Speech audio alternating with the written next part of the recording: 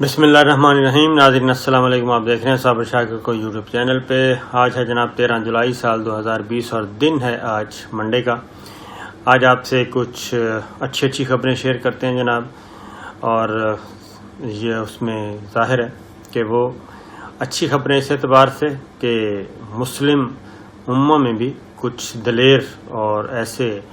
رہنما پیدا ہو رہے ہیں اور موجود ہیں کہ جو ابھی بھی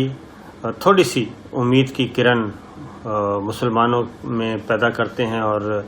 ایک ولولہ تازہ دیتے ہیں، لیکن میجورٹی جو ہے وہ مسلم حکمرانوں کی آپ کو پتہ ہی ہے کہ کس نوعیت کی ہے۔ تو ایک تو اس بارے میں بات کریں گے، خبر بھی ہوگی اور اس میں تھوڑا سا المیہ بھی ہے، لیکن اس سے پہلے ایک آج کا دن جناب وہ ضرور اگر اس کا ذکر نہ کیا جائے تو میں سمجھتا ہوں کہ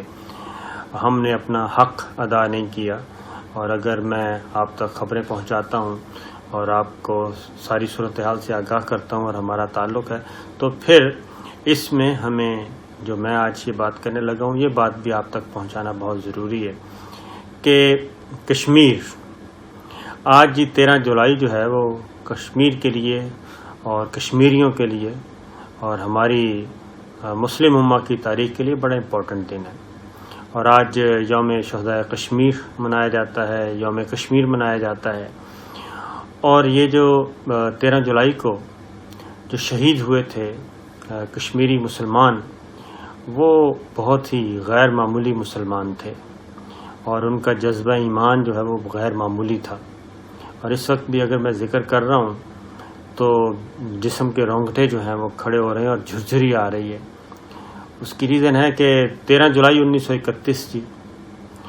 ایک اہم ترین دن سمجھا جاتا ہے، اور ہے، سمجھا نہیں جاتا بلکہ ہے۔ ہوا یہ کہ ڈوگرا راج کے خلاف ایک کشمیری نوجوان کشمیری لیڈر کا مقدمہ تھا، اور اس کے مقدمے کی سماعت پہ کشمیری نوجوان جو ہیں وہ جمع تھے، اور وہاں پہ ڈوگرا راج موجود تھا اور ان کی ظاہر ہے وہ فورسز آئی ہوئی تھیں۔ تو اذان کا وقت ہوا تو اذان دینی شروع کی، اور جیسے ہی اللہ اکبر کی صدا بلند ہوئی تو گولی چلی اور نوجوان کو شہید کر دیا گیا جس نے اللہ اکبر کی صدا بلند کی تھی۔ اور اس کے بعد یہ ہوا کہ درمیان میں پھر نوجوانوں نے بریک نہیں آنے دی، اور ایک نوجوان شہید ہوتا تھا اس کی جگہ پہ دوسرا آ جاتا تھا، وہ اللہ اکبر کہتا تھا، پھر اسی طریقے سے پھر تیسرا آیا، پھر چوتھا آیا، پھر پانچواں آیا، لیکن ہر نوجوان، ہر کشمیری مسلمان آتا گیا اور اذان کا ایک کلمہ ادا کرتا گیا اور جام شہادت نوش کرتا گیا۔ اور اس طریقے سے دیکھتے ہی دیکھتے 22 کشمیری مسلمان شہید ہو گئے، لیکن انہوں نے اذان کو ادھورا نہیں چھوڑا، اذان کے کلمات پورے کیے، اللہ اکبر سے لے کے آخر تک گئے، اور حی علی الصلاۃ حی علی الفلاح، اللہ اکبر لا الہ الا اللہ، یہ ساری اذان تمام کلمات ادا کیے اللہ اکبر سے لے کے لا الہ الا اللہ تک۔ اور اس طریقے سے جناب اس دن سے لے کے آج تک کشمیر کا جو اس دن سے اصل میں یوم وہ کیا کہتے ہیں تاریخ کشمیر کی جو جدوجہد ہے وہ اس دن سے شروع ہوئی۔ ان 22 نوجوانوں کا، 22 کشمیریوں کا خون ہے۔ تو میں اس لیے کہتا ہوتا ہوں کہ جب یہ 5 اگست کا ہوا تھا واقعہ، اور نریندر مودی نے، ہندو سرکار نے جب ایک ریاستی طاقت کے بل بوتے پر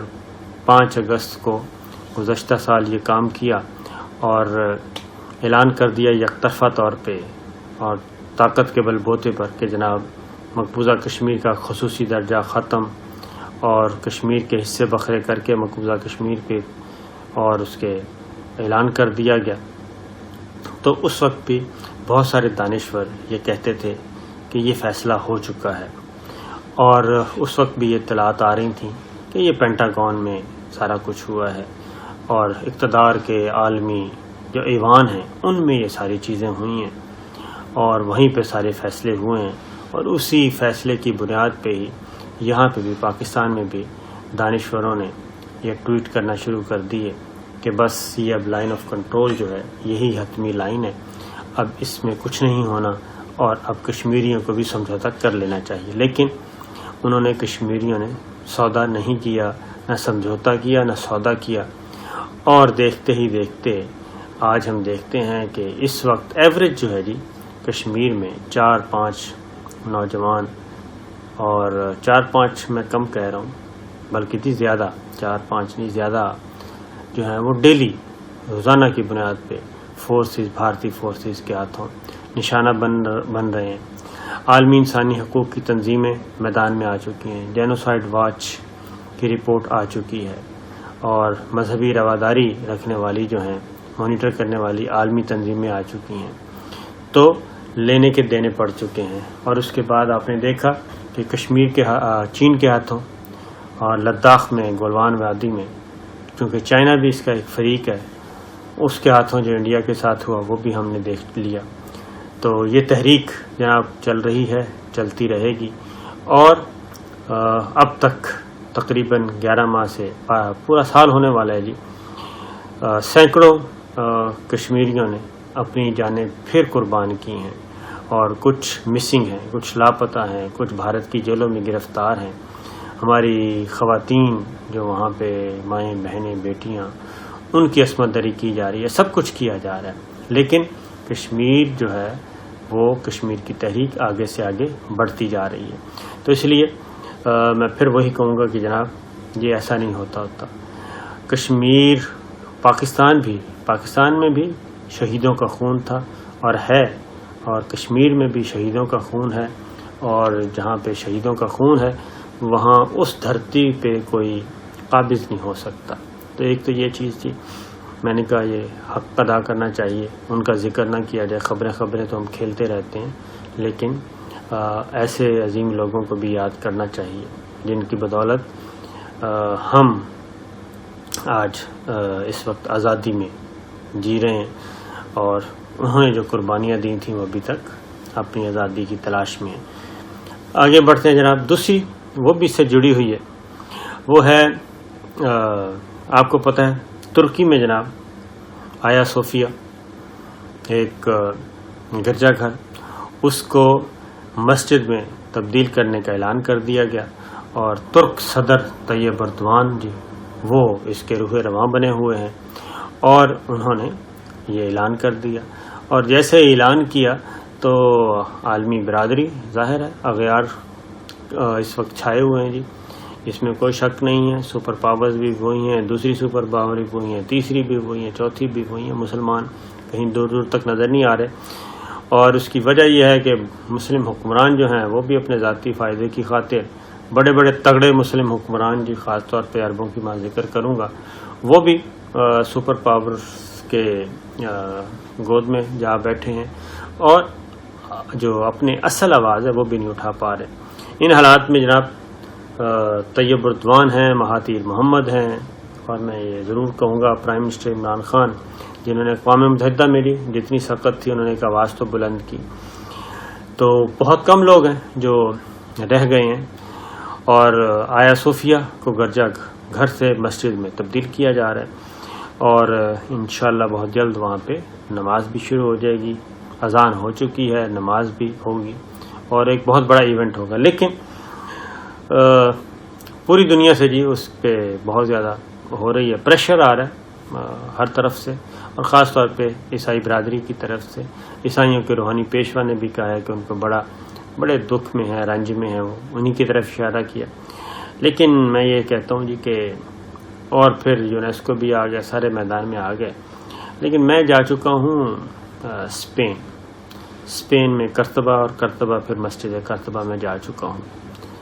تو مسجد کرتبہ عظیم الشان مسجد ہے جی، لیکن وہاں پہ جب مسلمانوں کا ڈکلائن ہوا اور کرتبہ فتح ہوا، عیسائیوں نے فتح کیا، تو اس کے بعد سے مسجد کرتبہ کو مسجد نہیں رہنے دیا، اور اس کو اب ایک میوزیم، ایک وزٹرز کے لیے، سیاحوں کے لیے ایک بنا دیا گیا ہے، اور وہاں پہ